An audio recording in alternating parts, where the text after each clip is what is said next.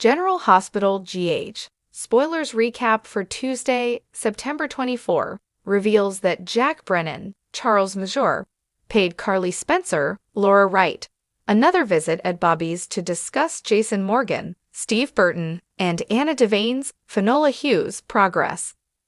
Once Carly and Brennan discussed their concerns, they wound up engaging in flirty banter as usual.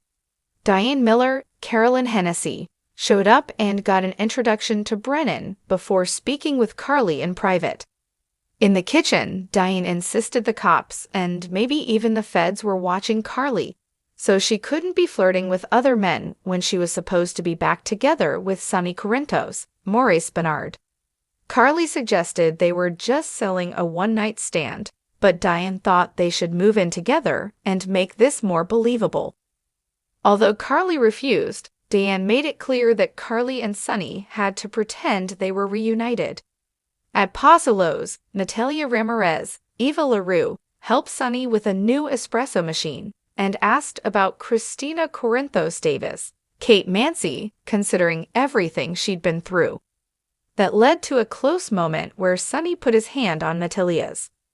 Carly arrived and spotted the hand-holding, so she scolded Sonny once he was alone and shared Diane's orders. Carly and Sonny agreed they wouldn't mislead Donna about her parents being a couple again, but they had to be seen in public together. Sonny suggested dinner and drinks tonight, so Carly said it was a date, though she obviously wasn't thrilled about it.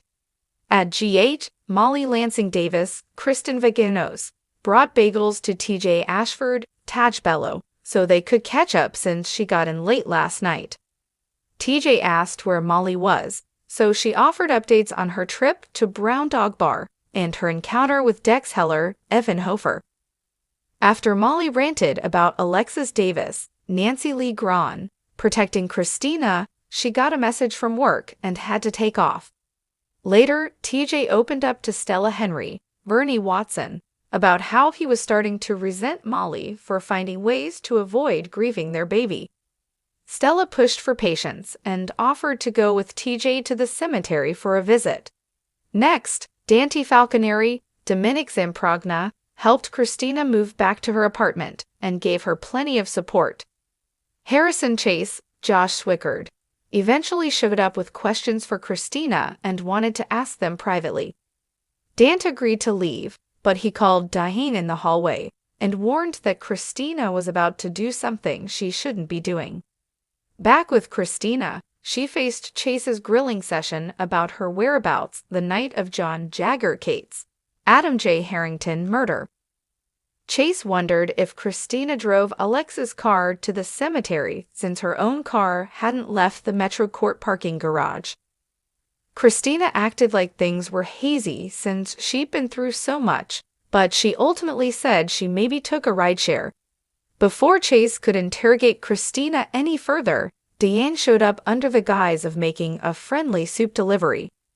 Although Diane wasn't Kristina's lawyer, she got Kristina to clam up since she didn't have her own attorney there.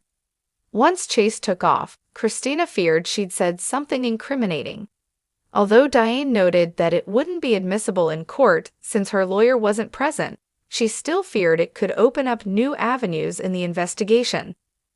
Chase tracked Dante down to complain about Diane's interruption since he knew it was Dante's doing. Since Dante had recused himself from the case, Chase lashed out over his interference and vowed to rat him out if he did it again. At Pentonville, Heather Weber, Allie Mills, knew Alexis must be having a rough time between being stuck in there and the loss of her grandbaby. After Heather offered support, Alexis was led to Martin Gray, Michael E. Knight, in the visiting area. Martin explained that Sonny hired him, so Alexis agreed to let him represent her.